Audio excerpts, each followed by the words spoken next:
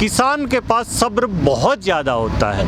तो धीरे धीरे उसका समर्थन कर रहे हैं। नहीं, क्यों, कानून अभी हम पढ़ेंगे। देश के हर नागरिक, मैं ये कहूँगा, या तो मोदी ये बोलना छोड़ दे हिंदू मुसलमान, क्योंकि भारत धर्मनिरपेक्ष देश है। यहाँ पे हिंदू मुस्लिम सिख ईसाई आपस में है भाई भाई। यहाँ सभी नागरिकों का बराबर का हक है। मेरा भी उतना ही हक है, मोदी का भी उतना ही हक है, हमारे भाई ये जो आतिक जी हैं इनका भी उतना ही हक है। सभी का बराबर हक है। और ये हक हम मोदी की कोई जागीर नहीं है, ये हक हमें भारतीय संविधान ने दिया है, भारतीय लोकतांत्रिक व्यवस्था ने दिया है। नहीं, आप उसका समर्थन करते हैं फिर? किसका? ये कोई आपका प्रश्न नहीं हुआ। कल को आप बोले हाँ ना में उत्तर दें तो मैं आपसे पूछूंगा चोरी करनी छोड़ दिया आपने, क्या उत्तर देंगे आप? बताइए। तो हाँ ना का जवाब नहीं दिया जाता हर प्रश्न का। हाँ, लेकिन जो देश के हित में होगा वो हम जरूर करेंगे और हमेशा के लिए करते रहेंगे। किसान की फसल अच्छे एमएसपी पे बिक रही है। अभी देखा होगा आपने, रबी की फसल भी बिकी है और आगे भी बिकेगी। तो ये किसान की सफलताओं का दौर है। चाहे हरियाणा कहें, चाहे पंजाब कहें, चाहे कर्नाटका कहें, चाहे उत्तर प्रदेश कहें, आज किसान की बात सुनी जा रही है। तो ये इस आंदोलन का ही परिणाम है। बाकी मोदी जी कहते हैं, शुरू में जब आए थे 14 में, बोले विकास विकास समय लगेगा, तो 7 महीने हो गए हैं तो अभी विकास को पैदा होने देते हैं, 2 महीने और वेट कर लेते हैं। योगी जी एक तो शहर शहर जा रहे हैं, जायजा ले रहे हैं स्वास्थ्य सेवाओं का, क्या किसानों की आंदोलन का ही असर मान रहे हैं आप? अरे भाई, किसानों के आंदोलन से उनका कोई लेना देना ही नहीं है। अगर किसानों के आंदोलन से भारतीय जनता पार्टी का लेना देना कुछ होता तो अब तक किसानों की मांग मान लेती। कोरोना काल चल रहा है, जो भारतीय जनता पार्टी के प्रधानमंत्री देश के चुने हुए हैं नरेंद्र मोदी, वो तो हवाई यात्रा विदेशों में करते थे, लॉकडाउन लग गया। ऐसे ही एक जहाज उत्तर प्रदेश सरकार ने भी खरीद रखा है, वो भी थोड़ा घूम लेंगे। नहीं, बाबा ने किस जहाज मिला करते, मुश्किल तो मिले हैं तो बाबा ने लेने दो मौज। लेकिन किसान कहते हैं ना कि हम बंगाल गए थे तो वहाँ हरा कराए भाजपा को। हाँ बिल्कुल करेंगे, उत्तर प्रदेश में ही नहीं पूरे भारत में करेंगे।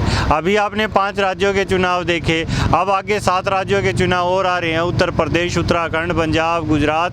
तो इन सभी में भारतीय जनता पार्टी का सुपड़ा साफ होगा।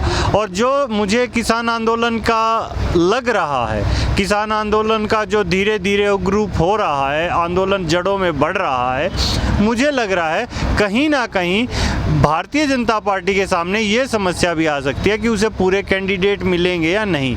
शायद कैंडिडेट ही नहीं मिलेंगे। घट रहा है, आंदोलन बढ़ रहा है। आप देखिए, आपके मन और मस्तिष्क में देखिए, आप क्या बात सोचते हैं। आज इस देश का, चाहे वो किसान है या चाहे कोई रोटी खा रहा है, व्यापारी है या कोई नौकरी पेशे का व्यक्ति है, वो भी किसान के बारे में सोच रहा है। तो क्या समझते हैं आप, आंदोलन बढ़ रहा है या घट रहा है? सोशल मीडिया पे लोगों का गुस्सा निकल रहा है आपके प्रति, गालियां दे रहे हैं, गाली भरे मैसेज दे रहे हैं, रास्ता जाम कर रखा है। Some time any publicity is a good publicity.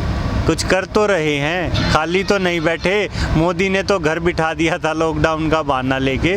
कुछ करना ही अच्छा है, स्वस्थ रहेंगे, अच्छी बात है। ऐसे तो मोदी जी भी करते हैं अपनी पब्लिसिटी, कुछ भी हो। कहाँ करते हैं, वो तो पब्लिक का सामना ही नहीं कर पाते। आप देखिए, ये सिर्फ बोलने वाली सरकार है। जो बोलता है ये तोता है, तोता बोलता बोलता है, सुनते नहीं हैं। गूं बहरी है सरकार, अंधी है सरकार। वो सिर्फ बोल पा रही है, ना वो देख पा रही है, ना वो जनता की सुन पा रही है। आपने अभी कहा हुड्डा जी कि एमएसपी पे हमारी फसल बिकी। कई लोग कह रहे हैं कि सरसों महंगी हुई है तभी तेल महंगा हुआ है सरसों का।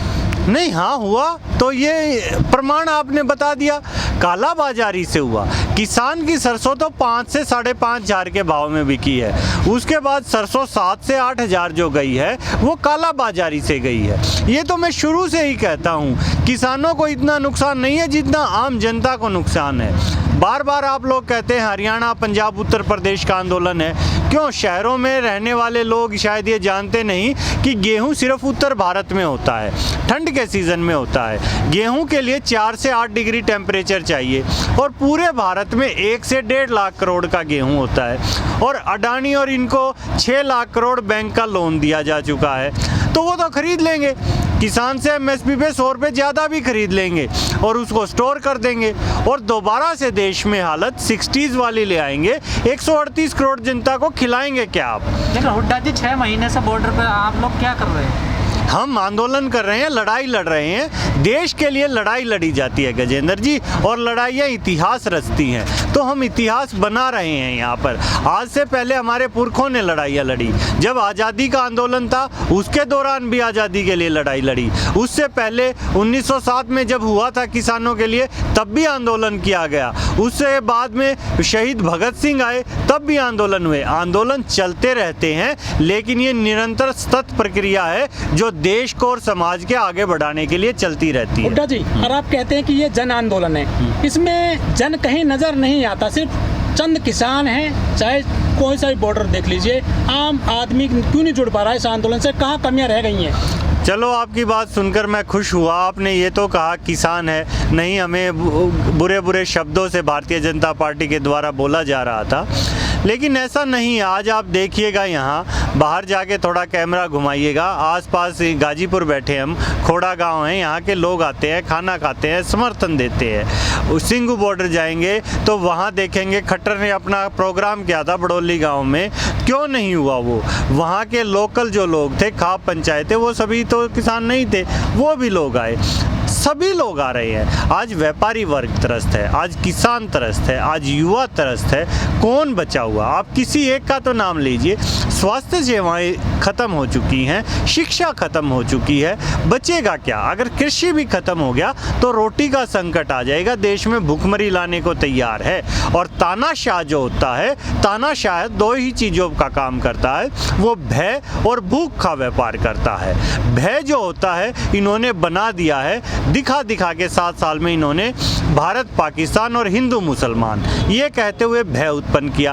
अब ये बिल लाके ये भूख उत्पन्न करना चाहते हैं, और ये 2 चीज़ें तानाशाही के लिए ज़रूरी होती हैं, और इन्हीं की तरफ ये बढ़ रहे हैं। 6 महीने आंदोलन करके कैसा फील हो रहा है हुड्डा जी? बड़ा अच्छा फील हो रहा है। अभी तो लड़ रहे हैं और हमें निरंतर सफलताएं मिल रही हैं, और ये तीनों काले कानून भी वापसी होंगे, एमएसपी की गारंटी भी मिलेगी, और सरकार भी जाएगी। सरकार में पिछले काफ़ी समय से आपने देखा होगा, जब भी आप प्रश्न करते हैं तो राजनीति शब्द यूज़ करते हैं, राजनीति कर रहे हैं। भारतीय जनता पार्टी रोज़ कहती है ये राजनीति कर रहे हैं। राजनीतिक शब्द को भी नकारात्मक बना दिया गया है, जबकि राजनीति जनता की सेवा के लिए होती है। तो ये आंदोलन दोबारा से राजनीति शब्द को भी जिंदा करेगा और लोगों की सेवा में नए अच्छे नेता इस बार लेके आएगा।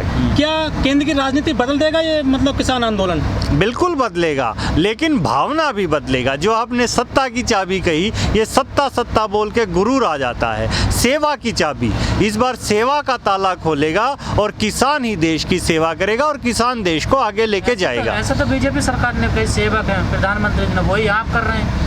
कहाँ की? एक बात तो बता दीजिए। प्रधानमंत्री जी तो सेवा की बता रहे हैं, आप भी कह रहे हैं सेवा करनी। नहीं, मैं तो सेवा का भाव है। हाँ, मैं आपकी बात मान गया ना, लेकिन आप मेरे से प्रश्न कर रहे हैं, मैं जवाब दे रहा हूँ। उनसे प्रश्न कौन करता है? वो तो अपनी अपनी बोल के चुप हो जाते हैं। आप बोलिए, हम करेंगे। यहाँ क्या ऑक्सीजन के लंगर नहीं लगे? यहाँ खाने के नहीं लगे? या लोगों ने मदद नहीं की? किस चीज़ में? लेकिन जो आज आम आदमी, युवा जो पढ़ा लिखा है, वो आवाज़ उठाता है तो उसे जेल में डाल दिया जाता है। क्या शिक्षित होना अपराध है? बताएं मुझे, क्या शिक्षित होना अपराध है? तब तो आप भी सरकार के साथ थे ना, जब युवा जेल में डाला जा रहा था। नहीं, कब थे? हम कभी नहीं थे। गलत कार्यों में किसान कभी भी नहीं रहा।